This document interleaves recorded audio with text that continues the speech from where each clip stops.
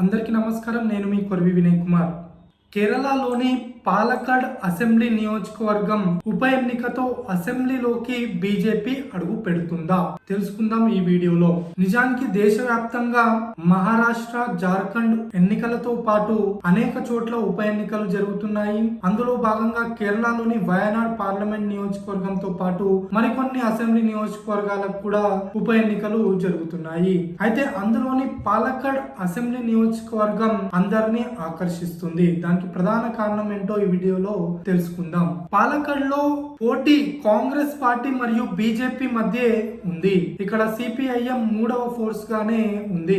ఎందుకు ఇది ఎలా జరిగింది అనేది తెలుసుకోవాలంటే మనం గత 3 ఎన్నికల ఫలితాలను ఒకసారి చూద్దాం. 2011 అసెంబ్లీ ఎన్నికలను కనుక మనం చూసినట్లయితే ఇక్కడ బీజేపీకి 20% ఓట్లు రాగా సిపిఐఎం అభ్యర్థికి 36% ఓట్లు వచ్చాయి. కాంగ్రెస్ అభ్యర్థికి 42% ఓట్లు వచ్చాయి. ఇక్కడ కాంగ్రెస్ పార్టీ విజయం సాధించింది. అదే 2016 అసెంబ్లీ ఎన్నికలకు వచ్చినట్లయితే ఇక్కడ బీజేపీకి ఏకంగా 29% ఓట్లు వచ్చాయి. అంటే దాదాపు 9% ఓట్లు ఇక్కడ బీజేపీకి పెరిగాయి. ఇక సిపిఐఎం కి వస్తే ఇక్కడ 28% ఓటింగ్ పర్సెంటేజ్ మాత్రమే వచ్చింది. అంటే దాదాపు 8% ఓటింగ్ పర్సెంటేజ్ ను సిపిఐఎం ఇక్కడ కోల్పోయింది. ఇక కాంగ్రెస్ పార్టీకి వస్తే 42% ఓటింగ్ పర్సెంటేజ్ తో తన ఓటు బ్యాంకును నిలుపుకొని మరోసారి అక్కడ కాంగ్రెస్ పార్టీ విజయం సాధించింది. రీసెంట్ గా 2021లో జరిగినటువంటి అసెంబ్లీ ఎన్నికల్లో బీజేపీ ఏకంగా 35% ఓట్లను తెచ్చుకుంటే సిపిఐఎం కేవలం 26% ఓటింగ్ పర్సెంటేజ్ ను మాత్రమే తెచ్చుకుంది. అయితే కాంగ్రెస్ పార్టీ మాత్రం 4% ఓటింగ్ ను తగ్గించుకొని కేవలం 38% ఓటింగ్ పర్సెంటేజ్ ను మాత్రమే తెచ్చుకున్నప్పటికీ కూడా ఇక్కడ విజయం సాధించింది. అయితే కాంగ్రెస్ కి బీజేపీకి మధ్య కేవలం 3% ఓట్ల పర్సెంటేజ్ డిఫరెన్స్ మాత్రమే ఉంది. అలానే కేవలం 3500 లోపే ఓట్ల డిఫరెన్స్ ఉంది. దీంతో ఇక్కడ ఈసారి బీజేపీ కాంగ్రెస్ మధ్య నెక్ టు నెక్ ఫైట్ జరగనుంది. ఈ రోజే ఇక్కడ కొద్దిసేపటి క్రితమే పాలక్కడ్ ఉప ఎన్నిక ముగిసింది. అయితే 3 పార్టీలు కూడా ఈ ఉప ఎన్నికను చాలా ప్రతిష్టాత్మకంగా తీసుకున్నాయి. పినరాయి విజయన్ కేరళ ముఖ్యమంత్రి అయితే ఏకంగా 2 రోజులు అక్కడే పాలక్కడ్ నియోజకవర్గంలో ఉండి ఎన్నికల ప్రచారాన్ని నిర్వహించాడు. చాలా తీవ్ర విమర్శలు కూడా అతను చేశాడు. పాలక్కడ్ జిల్లా అధ్యక్షుడిగా ఉన్నటువంటి వ్యక్తిని చాలా తీవ్రంగా విమర్శించాడు. బీజేపీ జిల్లా అధ్యక్షుడికి 2 చోట్ల ఓటు హక్కు ఉందని, ఒకటి పాలక్కడ్ లో మరో నియోజకవర్గంలో ఉందని విమర్శించాడు. అయితే దీనికి కౌంటర్ గా బీజేపీ కూడా విమర్శలు చేసింది. తాము ఎన్నికల కమిషన్ కు ఇతర నియోజకవర్గంలో ఉన్నటువంటి ఓటును తొలగించాలని విజ్ఞప్తి చేసినప్పటికీ కూడా ఎన్నికల కమిషన్ తొలగించలేదని చెప్పి ఎన్నికల కమిషన్ వైపు ఆ నెపాన్ని నెట్టింది.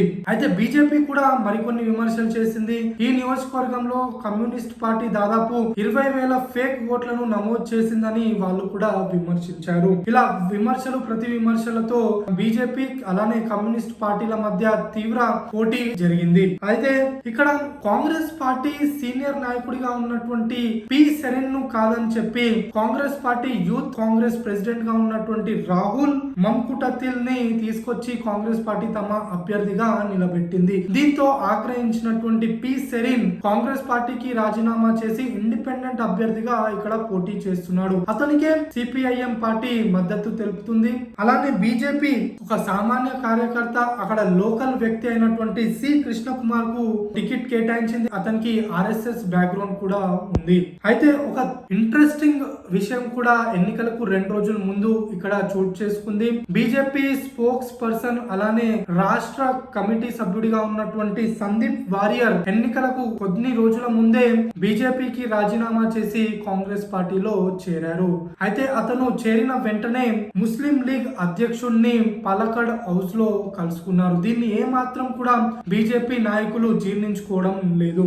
అలానే కాంగ్రెస్ పార్టీ సీనియర్ నాయకుడిగా ఉన్నటువంటి లేట్ కరుణాకర్ కుమారుడు కె మురళీధరన్ ఇటీవల త్రిశూర్ పార్లమెంట్ నియోజకవర్గం నుంచి పోటీ చేశాడు. అతను రాహుల్ కి కాంగ్రెస్ పార్టీ టికెట్ ఇవ్వకూడదని చాలా బలంగా వ్యతిరేకించాడు. అయినప్పటికీ కూడా కాంగ్రెస్ పార్టీ అతని మాట వినకుండా రాహుల్ కి ఇక్కడ టికెట్ ను కేటాయించింది. దానికి ప్రధాన కారణం ఏంటంటే కరుణాకరన్ కుమారుడు కాంగ్రెస్ పార్టీలో ఉంటే ఆయన కుమార్తె పద్మజ ఇటీవల భారతీయ జనతా పార్టీలో చేరారు. ఆ సమయంలో రాహుల్ పద్మజ విమర్శతో పాటు పద్మజ తల్లిపై కూడా తీవ్ర విమర్శలు చేశాడు. దీంతో కరుణాకరన్ కుటుంబానికి రాహుల్ కి మధ్య అసలు పొసగడం లేదు. అంతేకాకుండా ఇటీవల కాంగ్రెస్ పార్టీలో చేరినటువంటి సందీప్ వారియర్ ను కూడా తమ పార్టీలో చేర్చుకోవద్దని చెప్పి మురళీధరన్ కాంగ్రెస్ పార్టీని హెచ్చరించాడు. అయినప్పటికీ కూడా కాంగ్రెస్ పార్టీ అతని మాట వినకుండా సందీప్ వారియర్ ను కాంగ్రెస్ పార్టీలో చేర్చుకుంది. దీంతో మురళీధరన్ క్యాడర్ ఎంతవరకు కాంగ్రెస్ పార్టీకి ఇక్కడ సహకరిస్తుంది అనేది కూడా కాంగ్రెస్ విజయంపై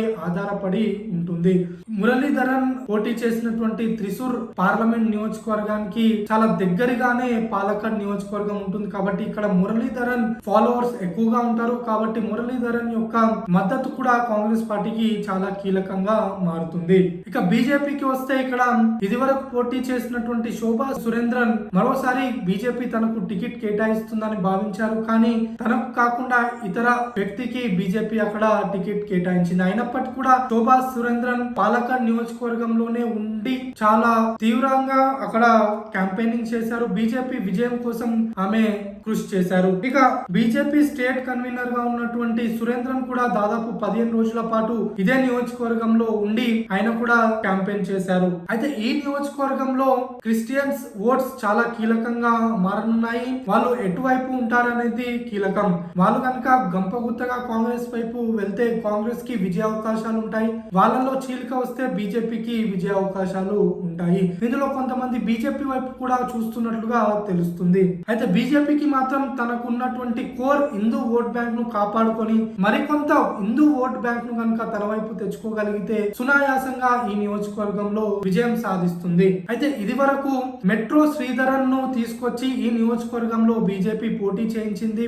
ఆయన స్వల్ప తేడాతో కేవలం 3500 ఓట్ల తేడాతోనే ఇక్కడ ఓడిపోయారు కాంగ్రెస్ పార్టీ అభ్యర్థిపై.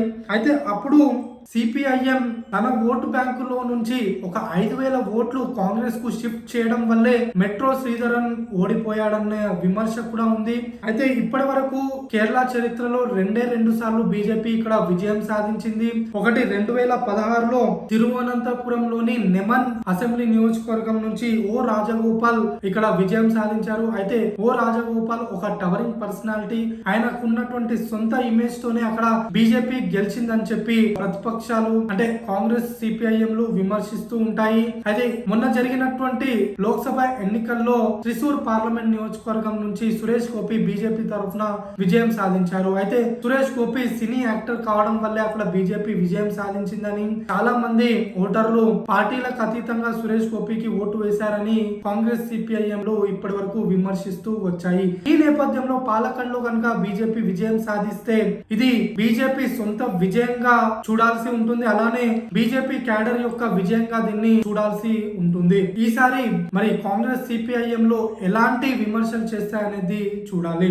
వాళ్ళు ఏ బాగాన చెప్తారనేది చూడాలి. ఒకవేళ పాలక్కడ్లో కనుక బీజేపీ గెలిస్తే కేరళ రాజకీయాలే ఇక్కడ మారిపోనున్నాయి. మొన్న జరిగినటువంటి కేరళ పార్లమెంట్ ఎన్నికల్లో 11 చోట్ల బీజేపీ మెజారిటీ సాధించింది. అయినప్పటికీ కూడా కాంగ్రెస్ సిపిఐఎంలు బీజేపీ విజయంగా వాటిని భావించట్లేదు. అసెంబ్లీలో గెలిచి చూపించని చెప్పి ఛాలెంజ్ చేస్తున్నారు. ఇది బీజేపీకి నిజంగా ఒక పెద్ద ఛాలెంజ్ గా మారుతుంది. ఈ నియోజకవర్గంలో బీజేపీకి ఎక్కువగా గెలిచే అవకాశాలు ఉన్నాయి. కాంగ్రెస్ పార్టీ ఫిరాయింపుదారులనే నమ్ముకొని ఎన్నికల్లోకి వెళ్ళింది. అయితే కాంగ్రెస్ పార్టీ ఇతర పార్టీల యొక్క వ్యక్తులను ఫిరాయించుకోవడం వల్ల కొంత ప్రజల్లో ఆగ్రహం ఉందని తెలుస్తుంది. సిపిఐఎం ఏమో అధికార బలాన్ని నమ్ముకొని ఎన్నికల్లోకి వెళ్ళింది. ఈసారి సిపిఐఎం కనుక ఇక్కడ తమ ఓటు బ్యాంకును నిలుపుకోకపోతే సిపిఐఎం పార్టీలోనే అంతర్గత పోరును ముఖ్యమంత్రి విజయన్ ఎదుర్కోనున్నారు. ఒకవేళ ఈసారి కనుక బీజేపీని ఓడించేందుకు తమ ఓటు బ్యాంకును కనుక కాంగ్రెస్ పార్టీకి షిఫ్ట్ చేయిస్తే కాంగ్రెస్ పార్టీకి విజయం గనుక చేకూరితే సిపిఐఎం తన ఓటు బ్యాంకును తగ్గించుకోవడంతో పాటు అక్కడ డిపాజిట్లు కోల్పోయే అవకాశం కూడా ఉంది. కాబట్టి ఆ సాహసం ఈసారి సిపిఐఎం చేయకపోవచ్చు.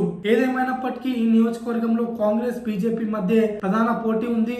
బీజేపీ గెలిచే అవకాశాలే ఎక్కువగా ఉన్నాయి. ఇక్కడ ఎవరు గెలిచారో తెలుసుకోవాలంటే ఈ నెల 23న మనకు తెలిసిపోనుంది. అప్పటి వరకు వేచి చూద్దాం. మరోసారి ఎన్నికల ఫలితాల తర్వాత దీన్ని విశ్లేషించుకుందాం. ధన్యవాదాలు.